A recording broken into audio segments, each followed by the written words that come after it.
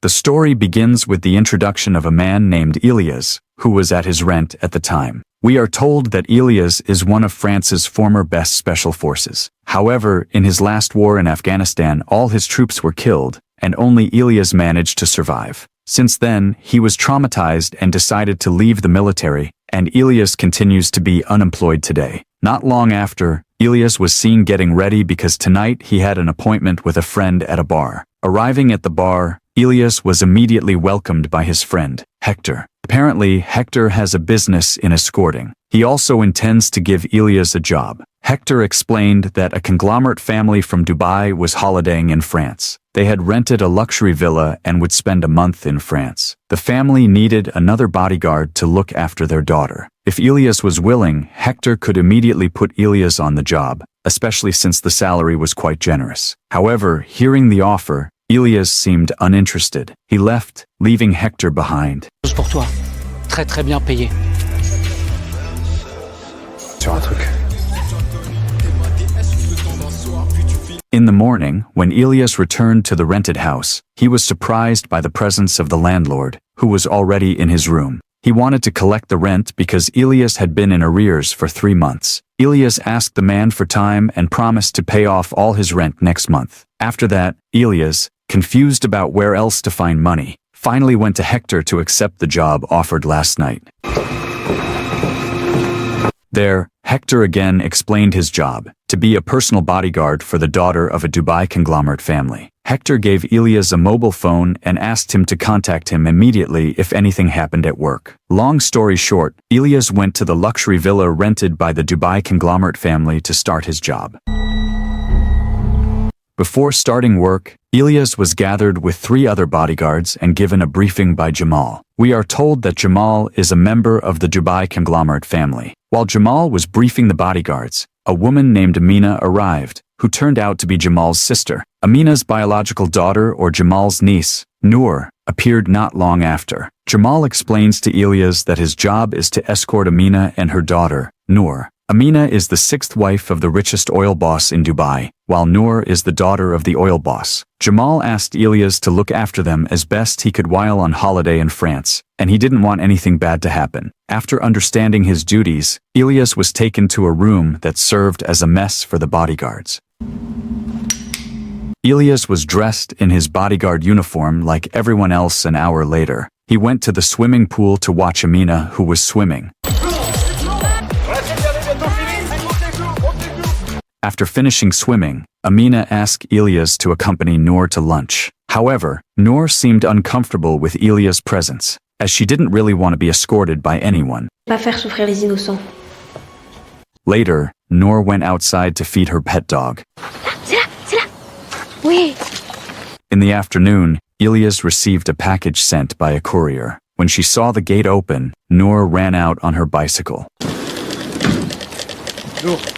Elyas, who knew this, immediately chased Noor. Not long after, Noor stopped because in front of her were 2 men on a motorbike who looked suspicious. Elyas immediately grabbed his weapon because he suspected the 2 men had evil intentions. However, the 2 men only looked at Noor sharply and then left. However, before leaving, Elyas saw that one of them had a diamond tattoo on his hand.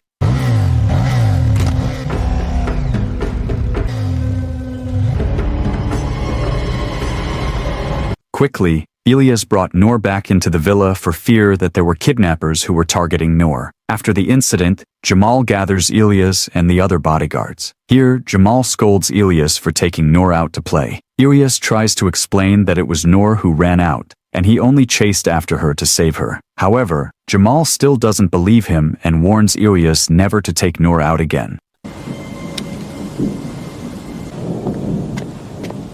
Noor! Later that night, Elyas came to Noor, who was looking at the stars with a telescope. Elyas asked Noor to go to bed because it was late, but Noor refused because she hadn't got a good photo of the stars yet.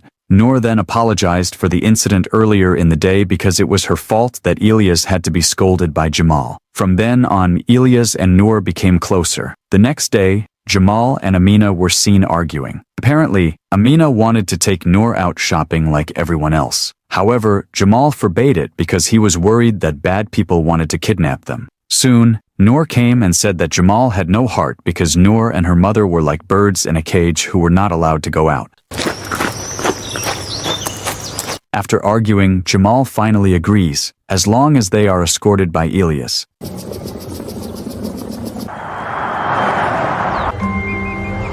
On the way, Noor looked very happy to see the atmosphere outside. Noor wanted to live freely like ordinary people, but Jamal always restrained her.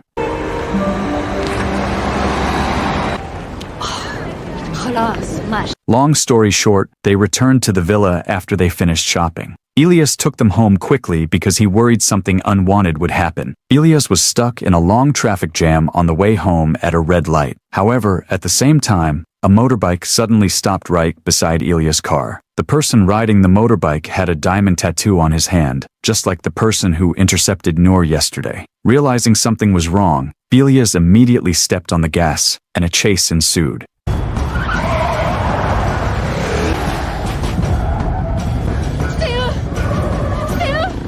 In the middle of the chase, Amina blurted out that they had found us. Long story short, Elyas managed to get Amina and Noor away from the pursuing biker. Upon arriving at the villa, Elyas tried to ask Noor about who the people who were chasing them were. Elyas began to suspect that Noor's family was hiding something. Finally, Noor told him that she and her mother had come to France not for a holiday but to hide from her stepfather, who was an oil boss. The oil boss from Dubai married her mother when Noor was 3. At first, the man is very kind to Noor, but one day he forces her to marry his 50-year-old business partner. Because of this, Noor and her mother were taken to France by Jamal, her uncle. Hearing Noor's story, Elyas realizes that the people chasing them are the oil boss men. Je serai condamné. Elyas. Soon after, Noor went to Jamal to tell him what had happened. Jamal and his servant were shot by a sniper who turned out to be the oil boss's men. Not only that, the oil boss's troops immediately attacked other bodyguards until a shootout broke out. In the middle of the battle, Elyas saw Noor's pet dog bite the hand of one of the enemies. Elyas began to act brutally, finishing off the enemies one by one who tried to get upstairs.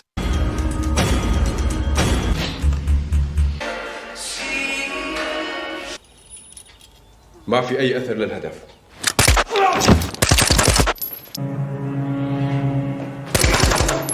Afterwards, Elyas managed to save Amina, who hiding in a cupboard. Amina begged Elyas to save Noor at this moment, as she had been taken towards the swimming pool. Elyas quickly took Amina to the car and then returned to the pool to save Noor. There, he saw Noor with her mouth gagged and about to be taken away by the oil boss men. Carefully, Elyas manages to save Noor and takes them both away in the car.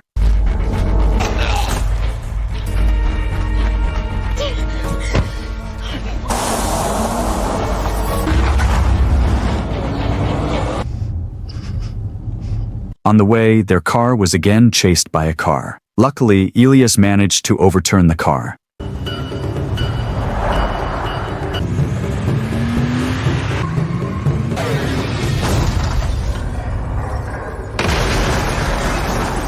After that, Elyas decided to dump his car in a public parking lot and took Amina and Noor away by bus.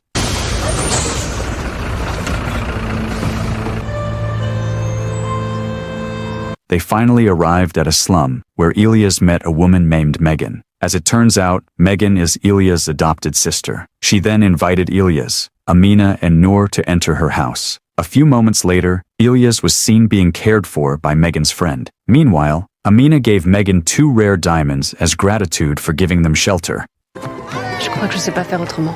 The next day, Elyas woke up and was surprised by Megan, who suddenly scolded him. Megan takes Elyas to the TV room and shows him the news that Elyas is now a fugitive. In the news, Elyas is slandered for killing Jamal and some of his bodyguards. He is also accused of kidnapping Amina and Noor, who are claimed to be the wife and daughter of a Dubai oil boss. Elyas, who felt that everything had been planned, went to Hector, who had previously given him the job. Once there, Elyas immediately arrested Hector, as he thought that Hector had set him up. However, Hector swore that he knew nothing. In fact, he was surprised to hear the news. Here, Hector thinks that the news is true, that Elyas has killed Jamal and kidnapped Amina and Noor. Famille.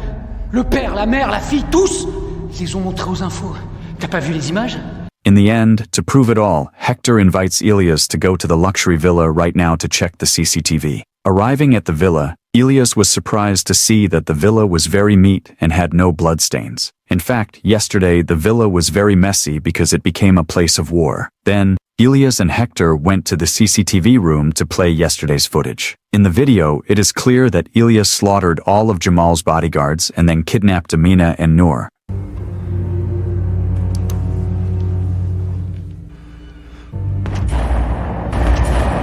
Elyas swears that on that day, an army of killers came to attack. But luckily, Elyas was able to defeat them all and take Amina and Noor away. Je les ai tous tués. Next, Hector tries to look into the CCTV footage because he fears that the video has been edited. As a result, Hector could catch a glimpse of Noor's dog attacking one of the enemies. When the video footage was paused, it was clear that it was not Elyas who killed the guards but the enemy whose hand was bitten by the dog. In the end, Hector believes that Elyas is innocent and that all the CCTV footage has been edited. Before they leave, Hector suddenly remembers that all of this must have something to do with his friend Durante because he was the one who recommended Elyas for hire as a bodyguard for Jamal's family. Copie tout ça là-dessus. Durante. Quickly, they went straight to Durante's residence, and Elyas interrogated him. Elyas asked if Durante had manipulated the CCTV video footage to set him up. At first, Durante pretended not to know.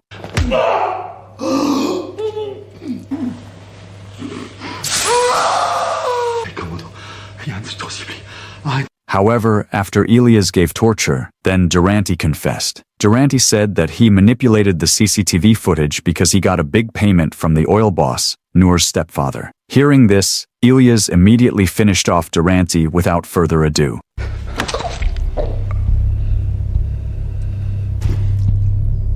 Elyas and Hector visit Amina and Noor in the morning at Megan's house. Here, Hector asks where Amina will go next, because, sooner or later, the oil boss's troops will definitely find them. Amina replies that she wants to go to England, as she has relatives living there. However, the problem is that Amina doesn't know how they can get to England. Hector explains that there is only one way for Amina and Noor to get to England safely, and that is by joining a freight container. Later that evening, Elyas and Hector took Amina and Noor to the container. However, on the way, Amina asks to stop by a restaurant because they haven't eaten anything since morning. While they were eating, Elyas noticed a suspicious man getting into a van. Quickly, Elyas followed the man. When inside the van, several other people were present, so Elyas immediately beat them all.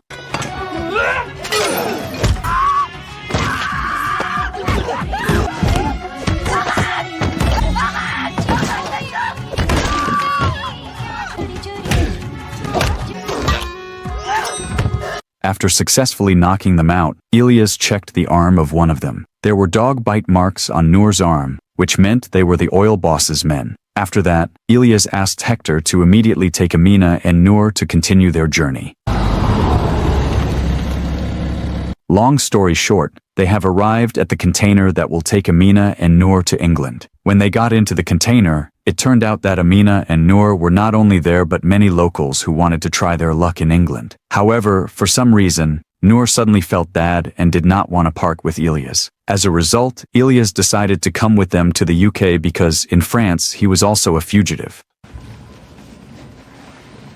Or they will find you. Cell phone, airplane mode, only.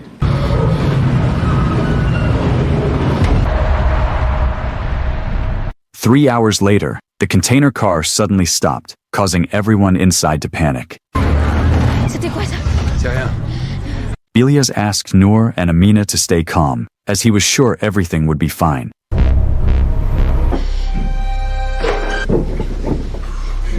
Shortly afterwards, a group of soldiers opened the door and opened fire on them all.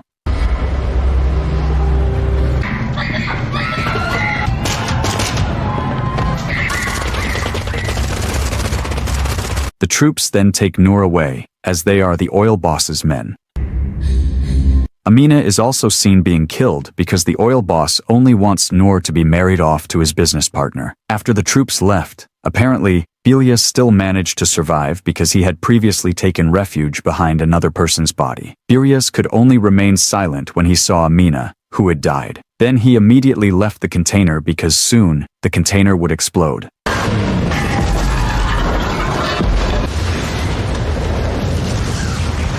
On the other hand, several people with diamond tattoos on their hands were seen holding someone hostage. Of course, they are all subordinates of the oil boss, and the person being held hostage is Hector, Elyas' best friend. It was from Hector that they found out that Noor and Amina went to England because Hector could not bear the torture, so he finally revealed the information. However, Hector also said that Elyas was a difficult person to die for, and he would avenge their actions. But cruelly, they immediately finished off Hector. The scene returns to Elyas, who now goes to a pilot, his former military colleague. Elyas begged the pilot to take him to Dubai, precisely to one of the highest hotels there. Elyas planned to save Noor, who had been taken by her stepfather. It turns out that Elyas knows Noor's location from Noor's previously left behind tablet. The pilot, indebted to Elyas, was willing to take Elyas that day. Je pourrais pas rester longtemps sur place. Je vais devoir faire vite, Elyas. Long story short, Elyas has arrived in Dubai and is now right above the oil boss's hotel. Quickly, Elyas parachuted down to land on top of the hotel building.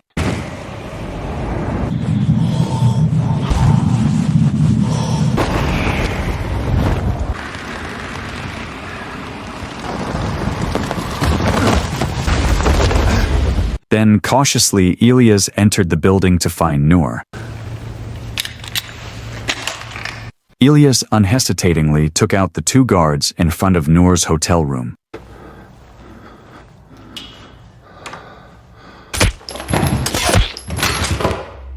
Elyas then took the ID card of one of the guards, which could be used to access Noor's room. Finally, Elyas found Noor and they hugged. Now, it was time for Elyas to take Noor away. However, this was no easy task, as he had to deal with dozens of guards after the security alarm went off.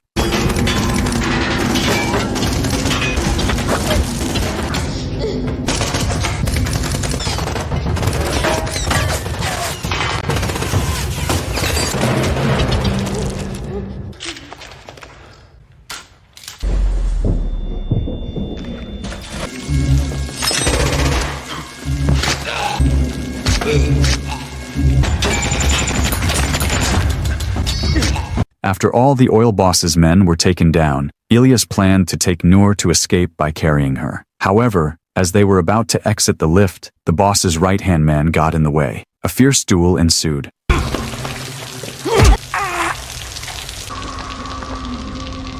Amid the fight, Noor desperately took a knife and made a brave act. However, as a result of this, the oil boss's right hand became angry and intended to kill Noor. Luckily, Elyas managed to get up and immediately finished off his enemy. After that, Noor took Elyas to a secret lift because all public lifts had been disabled. However, the secret lift must pass through the oil boss's room first before reaching the roof of the building. When passing by the oil boss's room, Elyas seemed eager to finish off Noor's stepfather. However, Noor begs Elyas not to hurt her stepfather and that they should just run away.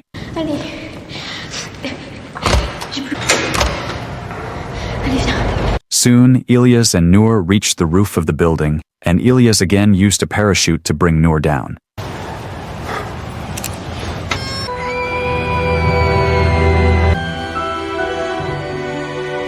In the end, they managed to escape. 2 days after the incident, Elyas took Noor to a village in rural Morocco. Elyas had an aunt who lived there, and he planned to stay with his aunt to raise Noor. Elyas' aunt did not object, as she had lived alone for a long time. 1 month passed. Now, Noor attends a public school like other children. She feels happier with this simple life compared to her previous life as a mistreated child of a rich person. Meanwhile, Elyas considers Noor his child and promises to protect her.